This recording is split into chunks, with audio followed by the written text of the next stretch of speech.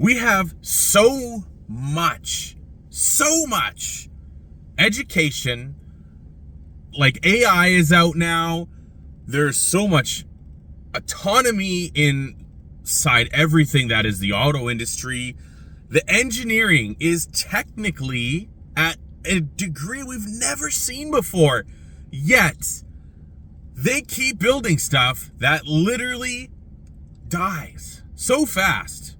And it's across all the manufacturers. Like, is engineering, like, is it, like, do you just reach down a cereal box and pull out your engineering degree? And I don't even care if you get mad at me for that. Like, it's crazy. Like, what's going on here? Why is it that we built in 1955 a small block Chevy V8? That engine went over almost 50 years in production. I rebuild them in my garage on a floor, like, with just regular parts. And they go hundreds of thousands of miles with no special anything.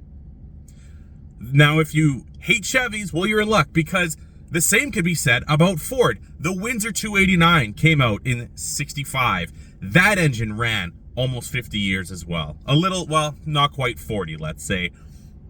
Those engines last forever. The Dodge, the 318, also mid-60s, ran for 40 years almost. Lasts forever.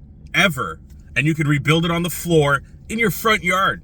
You could roll it onto the grass and rebuild it in your front yard. Slam it in your car, turn the key and drive. Why the hell can't we build cars these days with the amount of engineering, autonomy, computers, everything that goes into it? Why can't we build anything that lasts, like, at all? And of course, you know, well, it's made to break. It's built to break, because that way, you know, you're going to fix it. And you know what? I really entertain that argument, because I agree with it, really, because, and only because nothing else makes sense. Nothing else makes sense. People were buying Toyotas, longtime Toyota lovers, because they lasted forever. No one's buying Toyotas because now their trucks blowing up left, right, and center. They have electrical problems. There's all these issues, and there's no way you can tell me that, oh, we have top-notch engineers and top-notch engineering team, and they're doing the best they can, and we can't figure it out. And you know what? Hey, we design things. It breaks. It happens. But for it to be happening all the time is completely unacceptable, especially when there's $100,000 price tag attached to it. With 279,000 miles, and depending on where you live,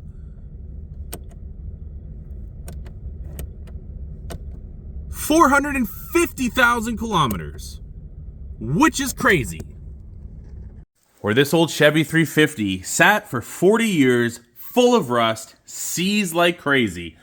But I know with absolute certainty that once I pull the cylinder heads off and whatnot, I'll bet you I'll make that engine work again. And the reality is, I want a new truck. I want a new truck. And you know what? I don't want to pay for a new truck. Yeah, they're crazy money. Inflation has happened, all those crazy things. Don't get me wrong. But you know what? I'd be willing to pay the money if I was getting some value for the money. And this is the craziest part, right? I mean, do you not think that the part of the reason people aren't flocking to buy new vehicles, and trucks especially, is that they don't last? Like, this recall, well, investigation, is just another thing to add to the list of why people are afraid to buy new vehicles. Like, help me, help you. And it really seems like that's going to start in the engineering and R&D department. And as soon as you get it figured out, I might be a customer again. Because I've been waiting a long time.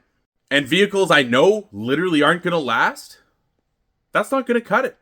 We're just going to buy old stuff and keep fixing it until, well, I'm sure you'll just make the parts obsolete, but there's too many junkyards. We'll find a way.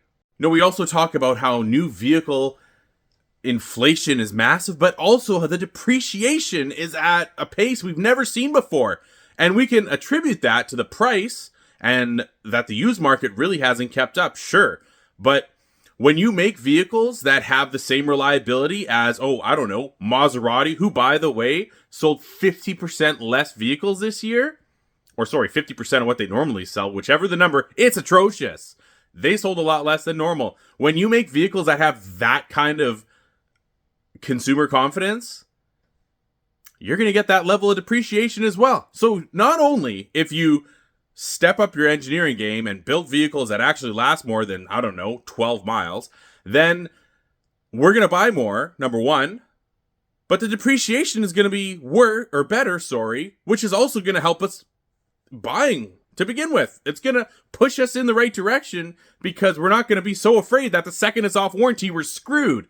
Like, how many people have gotten stuck with a vehicle right off warranty and, I don't know, a couple thousand miles, 10,000, whatever the number is, it blows up and they get hit with a $10,000 bill. A lot of people don't have the cash to pay for that. So what do? They just trade it in. The dealer knocks off X amount more.